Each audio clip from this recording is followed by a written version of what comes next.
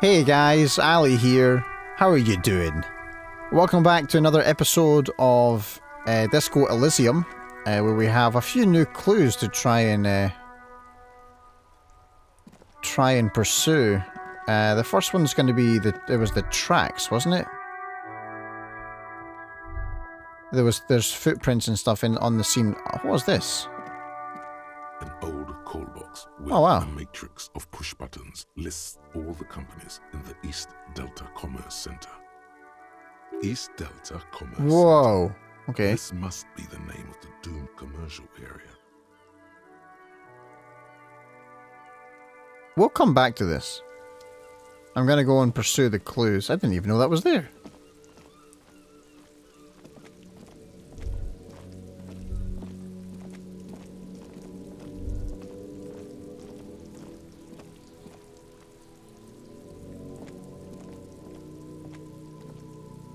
There's that woman. I don't know if you can see her blonde hair there. I'd like to talk to her again. But I don't know how to get access to having a conversation with her. Okay, I'm going to put my gloves on. My investigation gloves. Clothing, gloves, there we go. Apparently it boosts my interfacing, so I will use that.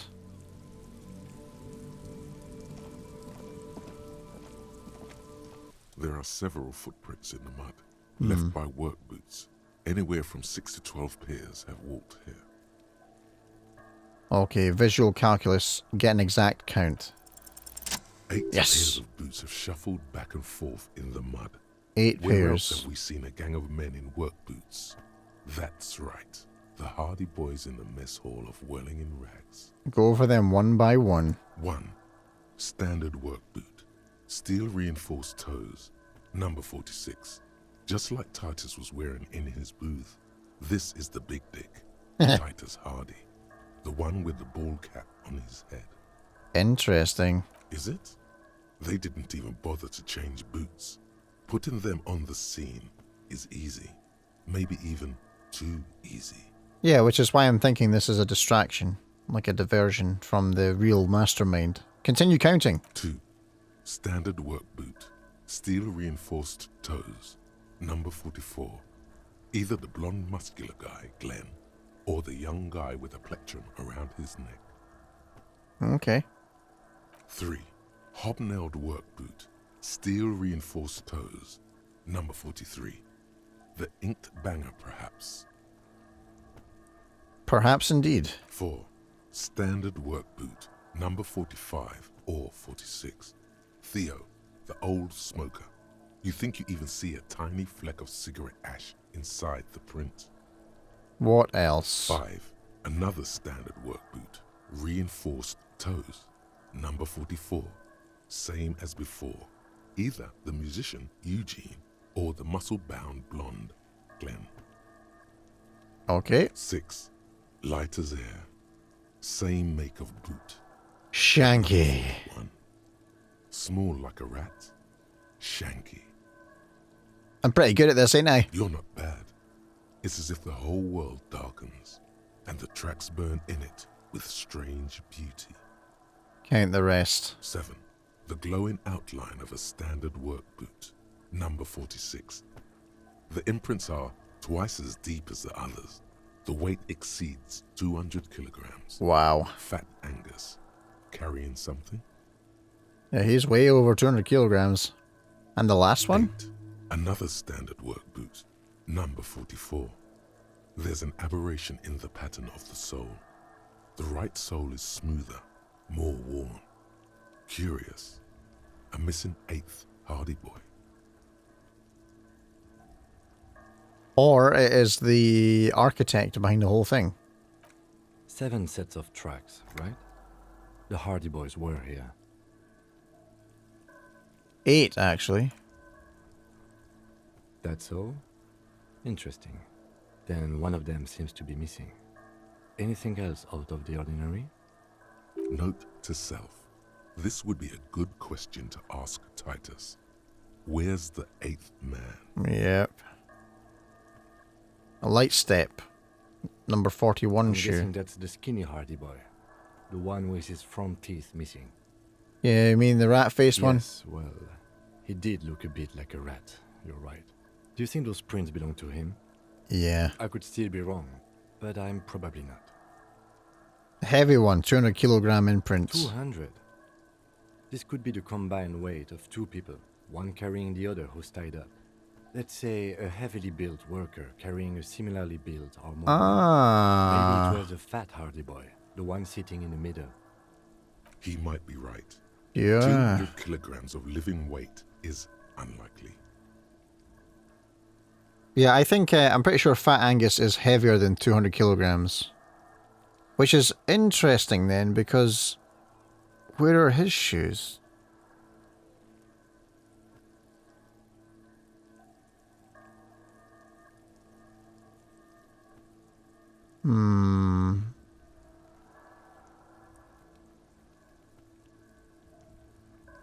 I don't know, like, looking at the picture and the build of the guy...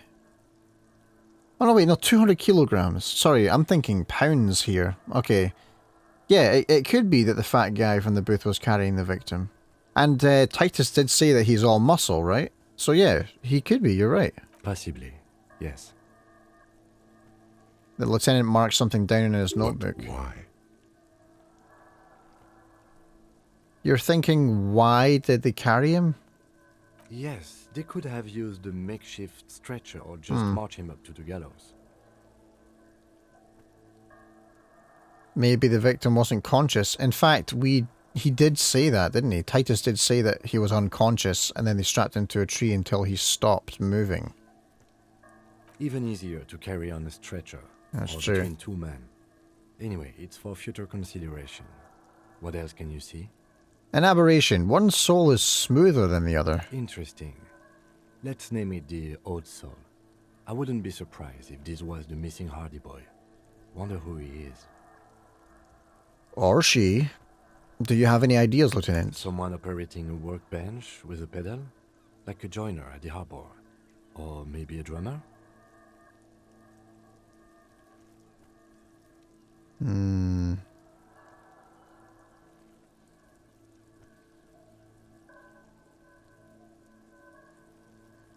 So one of the people we're looking for is a drummer? No, it's not. Forget I said it. We are not looking for a drummer. Oh, that's a shame. Perhaps it could be a driver. A driver would wear out the right shoe before the left. The accelerator is on the right.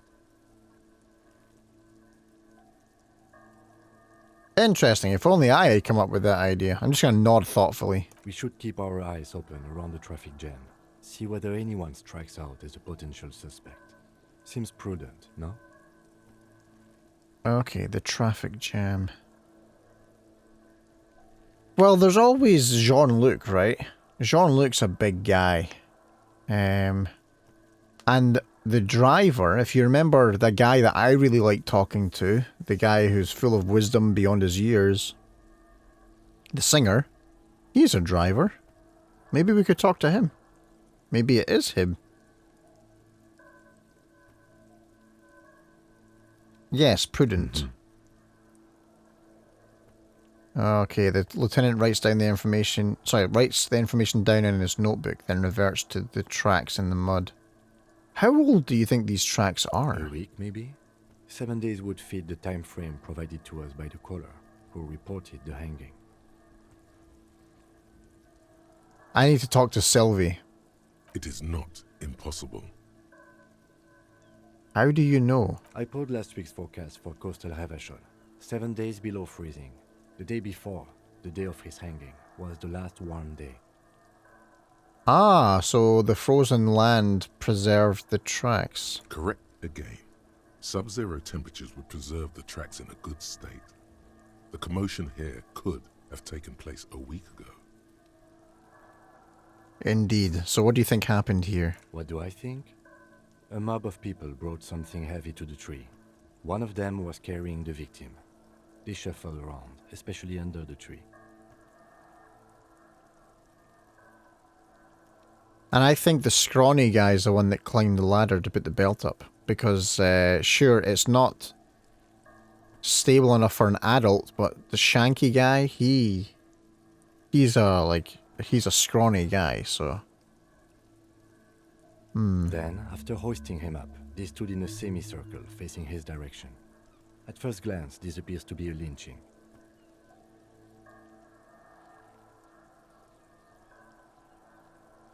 Indeed, they all stood in a row here and looked at the tree.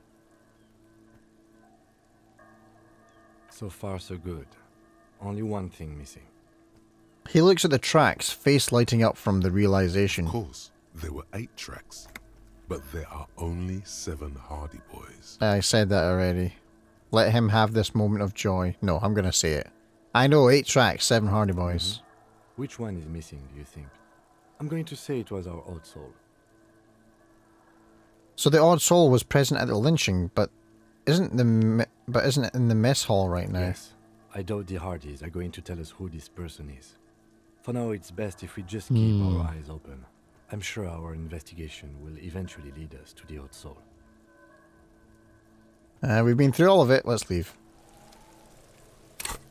Another skill point there, guys. Lovely jubbly. I'm going to boost my empathy.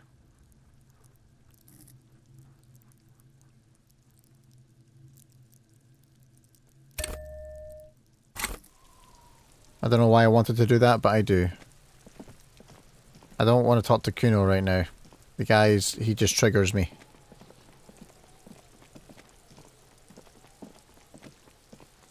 Okay, I'm going to take my gloves off.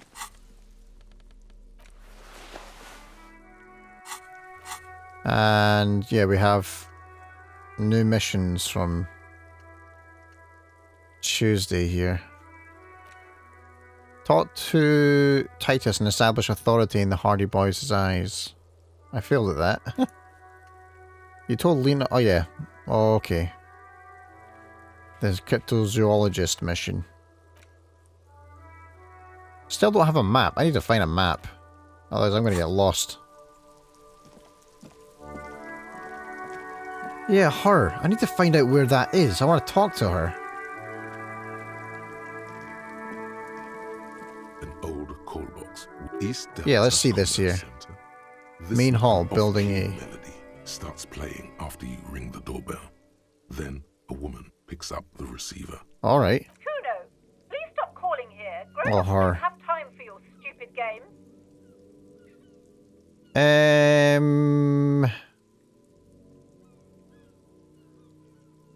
Plaisance, it's me. I'm investigating the Doom commercial area just like we Oh, discussed. sorry, officer. I thought you were... There's a spot of static that overrides her The words. doorbell is broken, and the bookstore shouldn't even be on the list anymore. So I can't help you. Please don't call here again.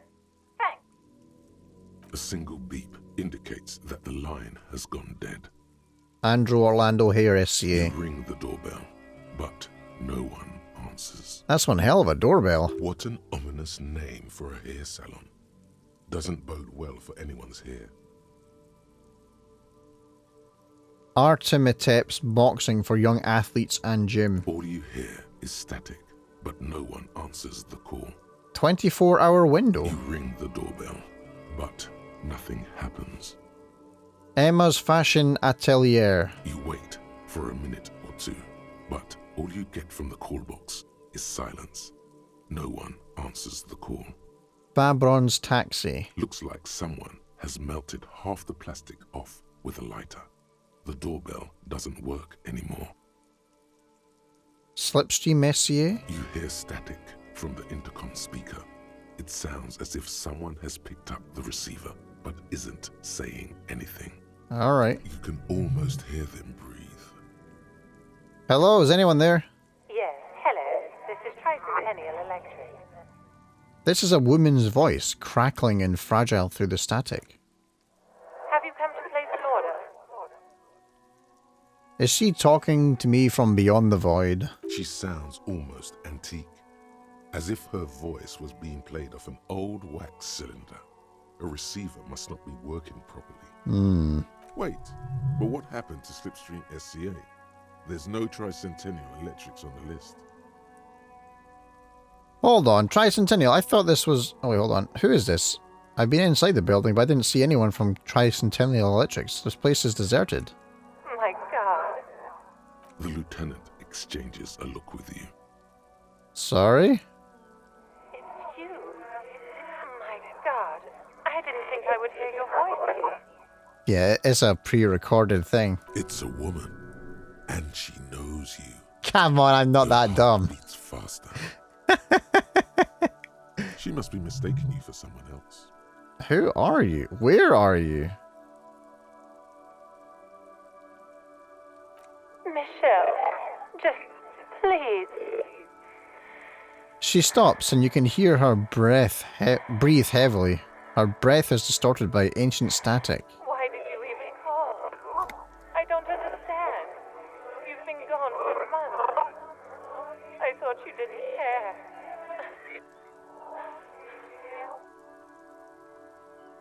Let's play along. Of course I care. It's just that I've been going through some tough time. Ever since I came to work here, it's been different. As if my mind's been wiped clean. Wait a second. That's strangely coincidental thing to say. A spot of static overrides her words. When she speaks again, it sounds like she's submerged. Oh. It's so nice. It's so nice to be able to finally forget. Forget about what? She sounds like she's about to cry. Hello? She doesn't answer. You said it was nice. What's so nice about forgetting? Silence. The only thing you can hear now is static and waves washing ashore on the bay. What just happened? Another seagull passes by. It's getting cold standing here, staring at the silent call box. I don't know what happened either. We should probably stop playing with this thing. No, I'm still playing. Alright, it's goodbye then. You press the number sign on the keypad that terminates the call. 12 name cards on the call box read. Fortress accident. Silence. No one's home at Fortress accident. Revachol Ice City. Ooh. Silence. No one answers the doorbell. Main hall, building B, whirling in rags. Oh, I'm gonna get on Garrett's nerves. Watch this. Nothing happens after you ring the doorbell. They don't want to talk to you. Aww. East Delta Pinball. Silence. No one answers your call. Oh, empty card. This button looks new, but someone has removed the name card. Nothing happens when you try to ring it. Huh. This button looks new. It's probably not connected yet. He takes a step back, inspecting the other names on the list. Let's leave. Okay, that was quite odd. I want to talk to her. I want to talk to her right now. But we're going to go and talk to Titus again. Oh, no. I'm going to talk to the driver first. Yeah.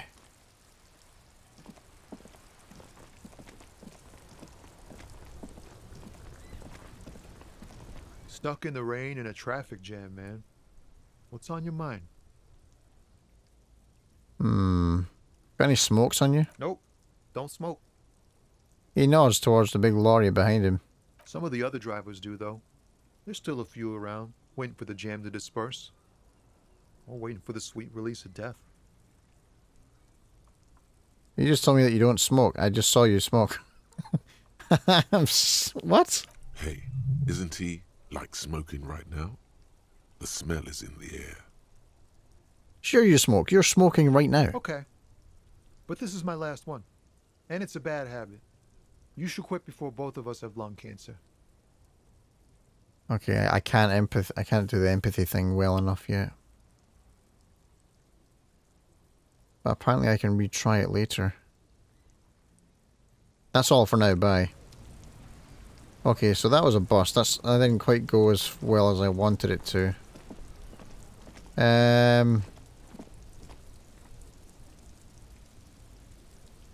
Yeah, I'm going to go talk to Titus, see if I can get some clues on this mystery 8th Hardy, or at least 8th person that was there. And that might be able to steer me into the right direction.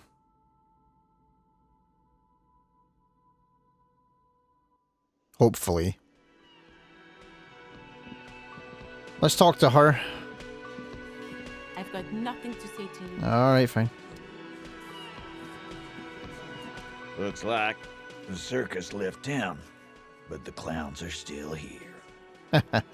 Titus does not look particularly happy to see you. I want to talk about the hanging again. Just get the dead guy's autograph, since you're his biggest fan. No more questions. About fucking time. Okay, I found 8 sets of footprints, but there's only 7 of you. Where's the 8th Hardy Boy? What are you talking about, madman? There's no 8th Hardy Boy. There's 7 of us, and we're all here. He sizes you up. Or what? You want to be the 8th Hardy Boy? We ain't hiring. He shakes his head. Actually, boss, we've been talking and we think she could maybe... Wait, what? She? So there's an 8th Hardy, and it's a Hardy girl. Is it her? Who Wait, might it 1, be? 2, 3. Elizabeth? The gardener? That's what I'm thinking. She does have tiny feet, though. Shut the fuck up, Glenn! I do the talking here. Now what the fuck do you want, cop? He is very, what's the word? Very deliberate with his speech. It's almost like he takes a moment to think about what he's going to say, and then forms the thought, and then says it. Very cool. It has to be good, if he won't let you pursue it. Looks like the lieutenant thinks so too. Okay. So let me get this straight. There is an 8th Hardy Boy. It's a she, and you don't like us talking about her? That's right. We're not talking about this. This is a private Hardy Boys matter. Nothing to do with your shit. And He points at the lieutenant. you're not cops here. Don't go digging around if you don't want a bullet in the back of your head. I'm watching you. Okay. Good. We are all watching each other. Officer, your question. There's no point in pushing it further, he thinks. This is already a victory. We'll learn more about this 8th Hardy sooner or later. I can't get authority over him yet. I'm going to take off now. I'm going to talk to her, though.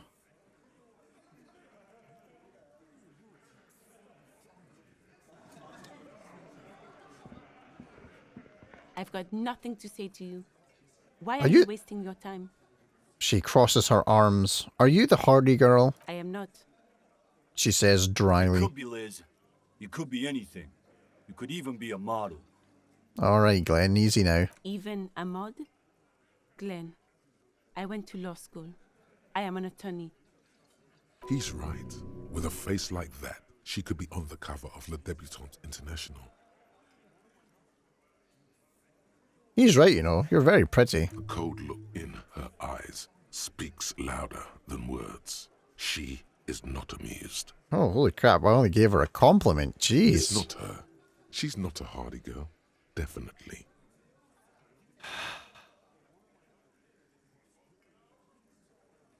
Alright.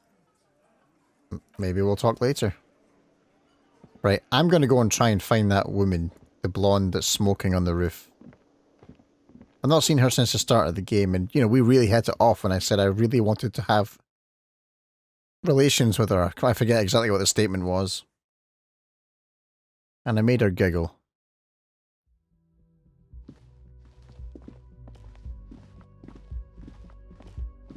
Oh no, it was this room here, right? The door is closed. Oops, I don't know why I'm running. Let's go out into this balcony here. I don't think there was any other place to go from the balcony.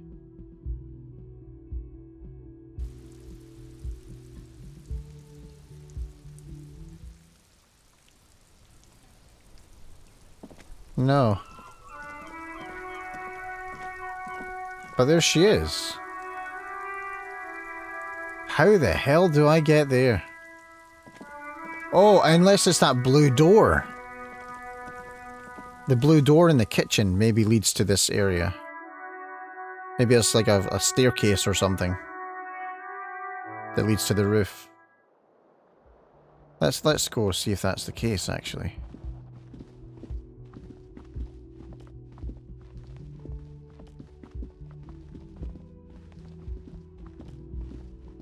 I don't see anything else.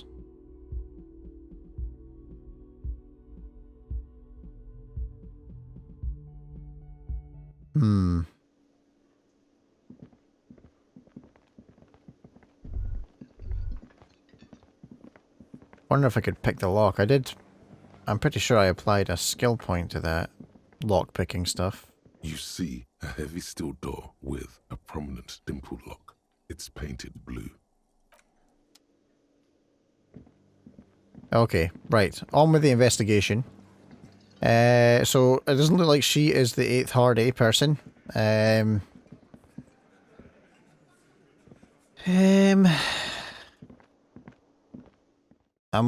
We're kind of sure that it's a girl. Titus seemed really defensive about it. Oh, who else is a girl? Oh wait, the artist lady. She's a girl. So let's make our way to the artist lady. It's not her though, is it? No. Oh, who's this? I'll talk to her again, see if there's anything new here. Hello again, sir.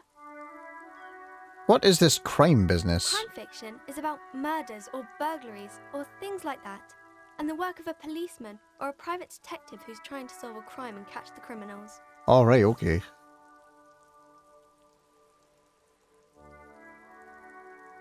Okay, crime murder gets people going.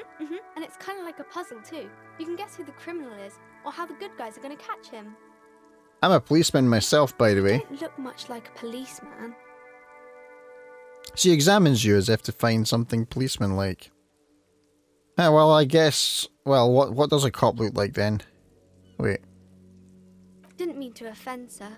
Sorry, sir. It's just that you don't look like Dick Mullen.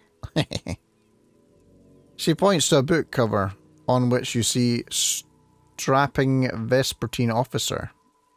He stands grimly over the body of a dead woman. Oh.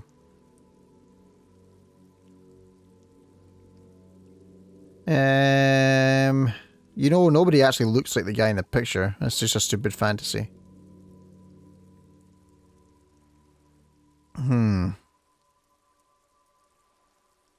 It's not your body that's important in police work anyway, it's your points to head. Head? Yes. No, your mind. A quicksilver mind. This Mullen guy looks like he needs 4 hours just to come up with a single idea. No, he's wicked smart in the stories. Sure, when the author does all the thinking for him, real policemen have to think and act on their own. Like you, sir, of course. He's just a fictional character. He's no match for you. Maybe you can show me some real police work, sir. Like in the books. Oh. Okay, I'm going to deduce something now. You failed to deduce anything substantial. 92% and I failed? Aww. She waits intently. I deduce that you are a girl. Come on, anyone would notice that. It's the type of book where there's a rich lady and she has to choose between the good man and the bad man. She smiles at the thought, perhaps imagining herself in that situation. Or there could be a story about a poor lady getting a rich man. It's about man and lady business, sir. What about poor man getting rich lady? It happens, but usually the guy gets rich in the process. Or should actually be rich himself, but has lost his family property unjustly, like during the revolution or something. I see. Those are unhappy books, for most of the pages. People sad about what they have lost, but then it all turns out just fine in the end. What about when everyone is poor? It's really not a proper romance story. What? It's more like everyday life. That's true. Sometimes you have to write about real life things. Not in romance books, sir. These are about nice and pretty people, and everyone is happy in the end. What about a book where a man and lady... where the... man and lady business doesn't work out at all? I haven't read many of those. Maybe you should ask Mum. Maybe I will. I'm sure she can help out. Anything else you're curious about? What about when both of the men are bad? These are not very common. You can't have a choice between bad and bad. Nobody wants to read a story like that. What if it's written really well, like this game? Well, maybe then it's fine. Maybe if the lady then decides not to pick either, because she doesn't need a bad man. Yes, that would be interesting. That's enough romance for me. I had other Maybe questions. some about other books? Nah, it's okay. Bye. Okay, I'm gonna talk to this person right here. Oh, I can't. That option's no longer available to me. Why? Ah. Okay.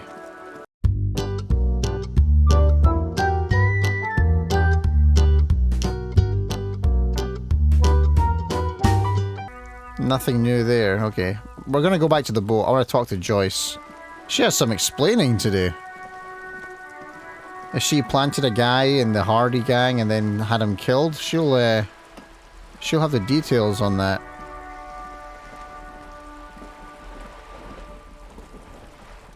You're back. Good. What can I help you with? Okay.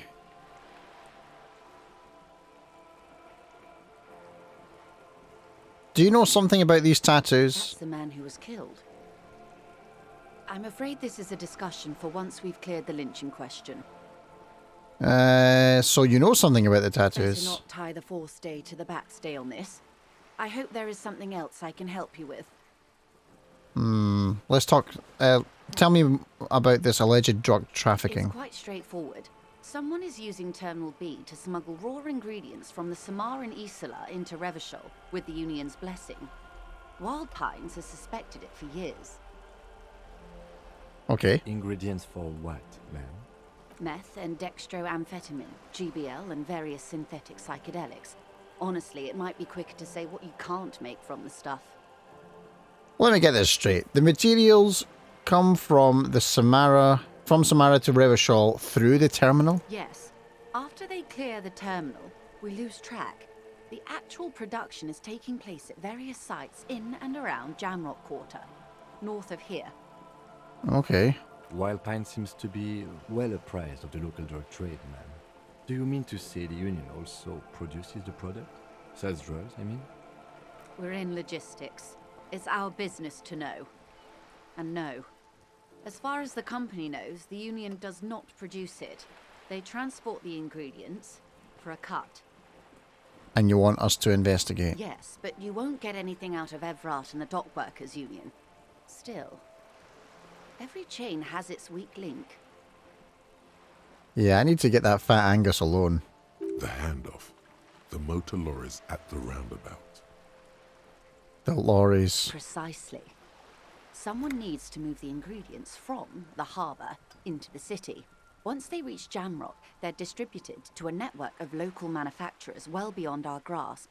But in transit, they're vulnerable. Okay. Perhaps you've noticed that a number of lorries are tangled in a traffic jam at the roundabout just now. Interview the drivers who are still hanging about. One of them might be waiting for a crucial shipment. She gives you a knowing look. Her irises are light green, like the river Esperance in bright daylight, upstream where it's clearer. Okay. I'll be explicit. If you find this driver, I will share company secrets with you. Damn right you will. Uncovering Union secrets could also give you an upper hand when dealing with them. It's no coincidence that the lorries are stranded there like that, is it? No. We asked East Motor Track to raise the drawbridge. The road company is a partner of one of our subsidiaries. However, She pauses, looking to the sea. this is a limited time opportunity. Once the complaint has been processed by the Trade Committee, they'll have no choice but to lower the drawbridge, and the operation will continue. She looks north. Thousands of litres of raw ingredients will pour onto the streets of Revachol. Not the east across the river, but the west. The vulnerable, the weary. Well, at least this solves one mystery. It does? What is that, Lieutenant? Why I had to call East Motor Tract and beg them to open a drawbridge for me.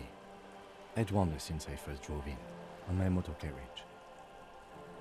Okay. I am sorry for the inconvenience, Lieutenant Kisaragi, but we need them trapped here.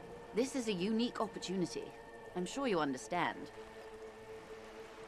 What proof do you have that the Union is involved? How do you think they're financing this strike? There are thousands of unpaid dock workers going strong for the 4th month straight. There was a shakedown of local businesses preceding the strike. Many were squeezed to bankruptcy to fund it. With all due respect to these desert cacti, the contents of a few cash registers cannot provide for 2,000 men.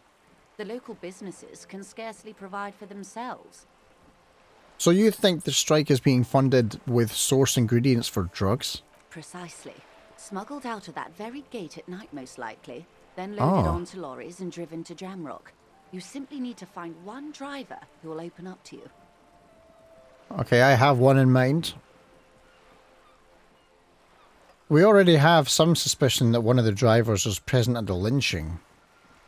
The two might even be connected.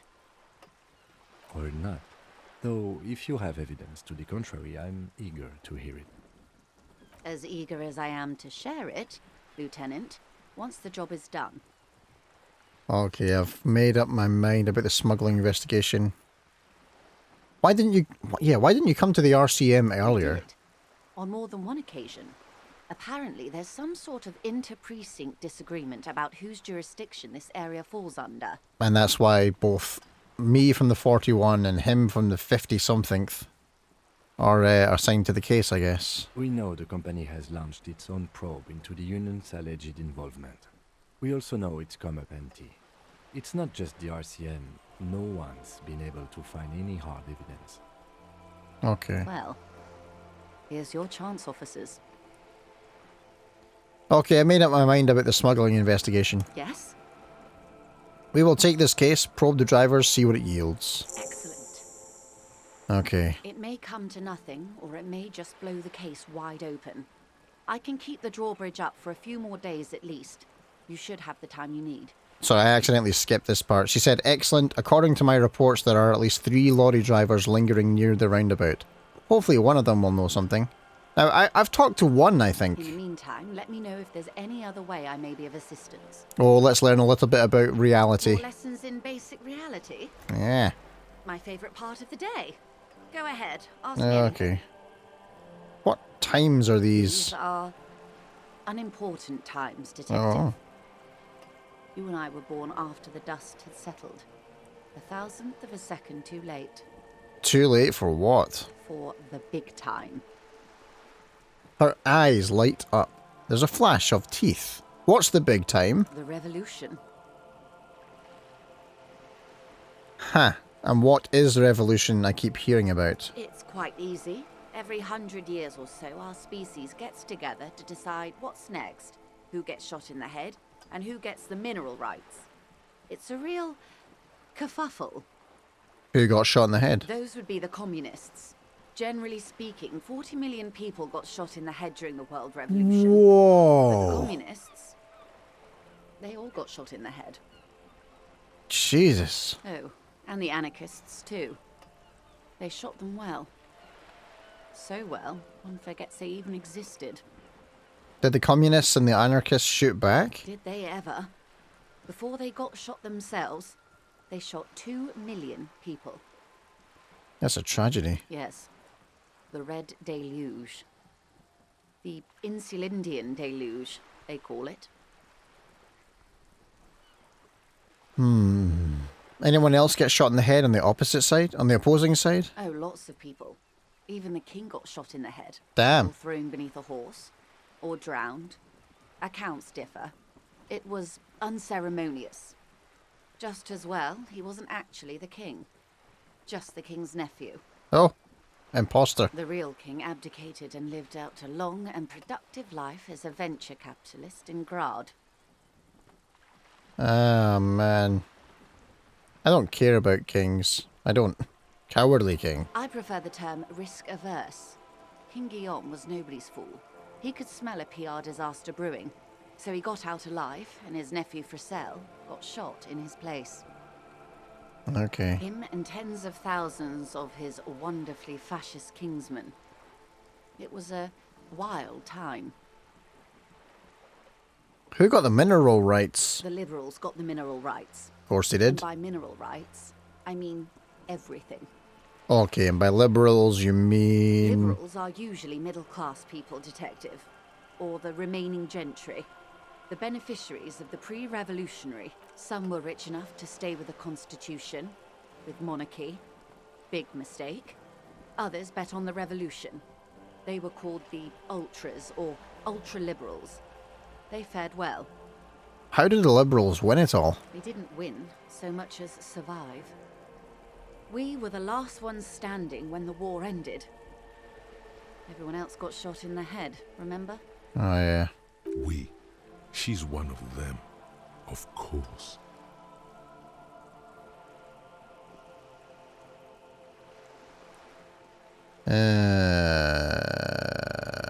If everyone got shot, who was there to surrender to? To foreign intervention. The coalition. Those people really took the mineral rights.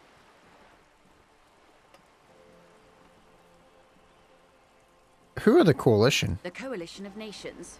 Grad, Mesk, Vesper, Messina, Oranje, and Sur-le-Clay. The armed center of the world. They landed here and ended the revolution. It was the moralist thing to do.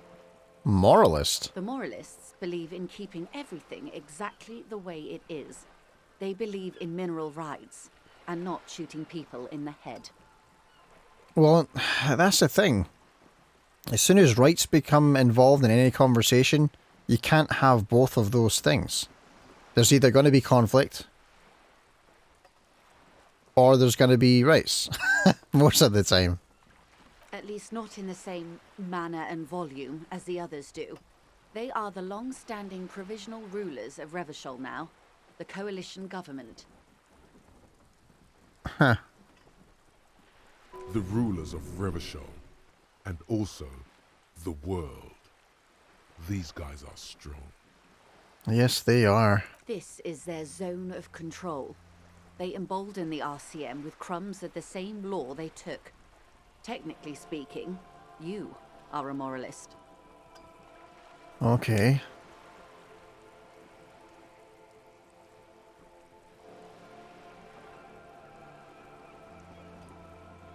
If always picking the option that doesn't commit to anything, then hell yes I am, and also not.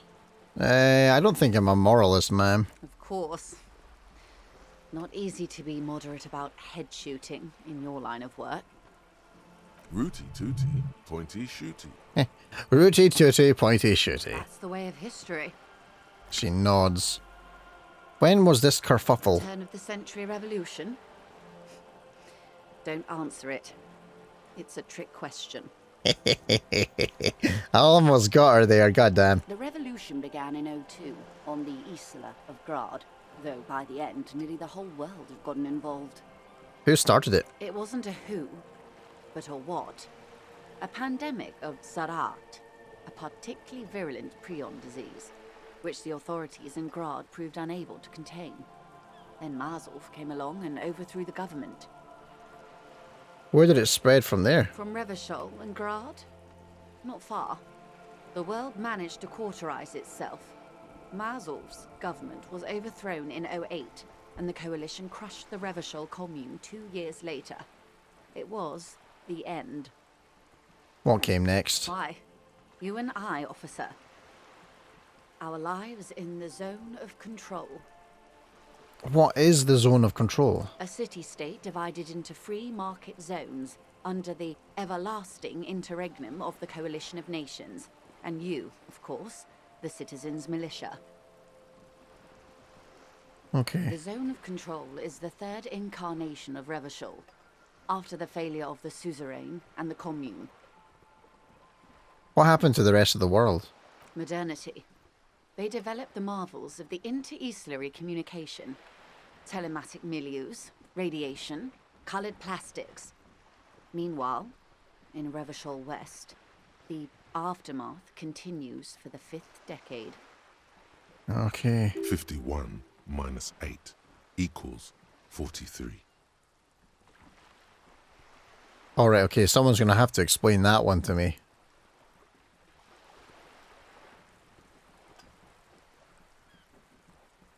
Wait, you're saying it's been like this for 43 years? Time flies. Oh yeah, because, yeah, 08 was when he was overthrown. It's 51 now. Okay, I get it now, sure. What have we been doing all that time? The 20s saw a decade of urban war, west of the river leveled, offshore platforms in flames. Still, it's regarded as an improvement on what came before. 08 to 19 was simply hell. And after that? The 30s? Things settled down in the 30s. Revachol East transformed itself into the world's largest tax haven, with the international community's blessing. For the first time in a long time, it seemed like things were going somewhere. Were they? No. It was a market mirage fueled by cocaine and quantitative easing. The 40s dispelled it like a cold splash. An Isla-wide hangover, you might say. And here we are. You know, it's like deja vu reading this to some degree. Like, remove the cocaine and add any other sort of substance of influence in there, and you have essentially the illusion of a free market that we live in today. That's quite interesting. Man, the people writing this, they're paying attention. Welcome to reality. I got 70 experience for that. Wow. And a new skill point. Thank you. For her to be where she is, Wild Pines Group must have picked the right side. Indeed. So which side was Wild Pines Group on? They picked the winning side. That's why they're here, and others are not. They got lucky. Perhaps it wouldn't have turned out that way had I been in charge. I might have bet on the king and led the Pines to doom. You would have sided with the king? I would have sided with the cannons. If you'd seen the calibers of the things, you might have too. Perhaps it's better I was born when I was. Maybe. 10 of the 14 Indo tribes got it wrong. Feld, Kupri, Tricentennial. So I suppose I would have been in good company. What would you have done differently? Good question. What would you have done differently? I would have sought a medical solution. Sounds like the Sarath drove those people mad. So a quarter of humanity simply lost their minds. And how would you stop a prion? A complex folding protein. Unlife, with the technology 50 years ago.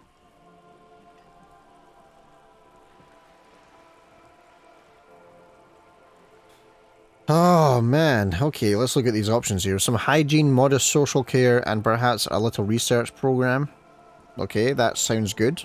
Liquidate the rabid, prion-infested dogs. Modest social care. I don't understand why medical programs and stuff have to have this social label. Because people immediately tie that to socialism and then they go, "Ah, I'm just giving people everything, making soft humanity, blah blah blah." Liquidate the rabid, prion-infested dogs who want to kill everyone with cleansing artillery fire. I saw that in a movie once. It didn't go well. With privatized healthcare and a work ethic that does not turn your brain into sponge tissue. I like the second half of that. Okay, maybe it's impossible. What happened had to happen and always will. I'm going for number 1. Good hygiene. Really. Hey, I didn't say I was a doctor. Moderate solution to an extreme problem. It's those sort of half measures that doomed the authorities in Grad.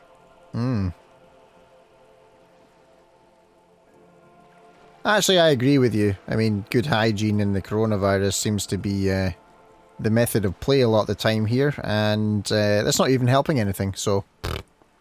Yeah, maybe you're right, maybe you're right. When they failed to step up, Marzov and his party stepped in. In this particular case, maybe a more robust state response might have been appropriate. Maybe. Opinions expressed here do not reflect the official position of the RCM. And what is your official position, Lieutenant? Yeah, you've been awfully quiet, Kim. My position, ma'am? My parents got ripped to shreds in the revolution. I would have gone the same way. I was saved by being 2 years old. That's my position. The abattoir. Okay. Understandable. She nods. That's enough about the times. That is a They are what grim they are. history. Who knows? An afterbloom may yet come. I hope so. Anyway, enough sentimentality. Is there anything else you want to know? Another time, perhaps. I need to go and talk to a driver. Not so fast. Oh. Who is she in all this? Ask her who she is. She owes you an answer.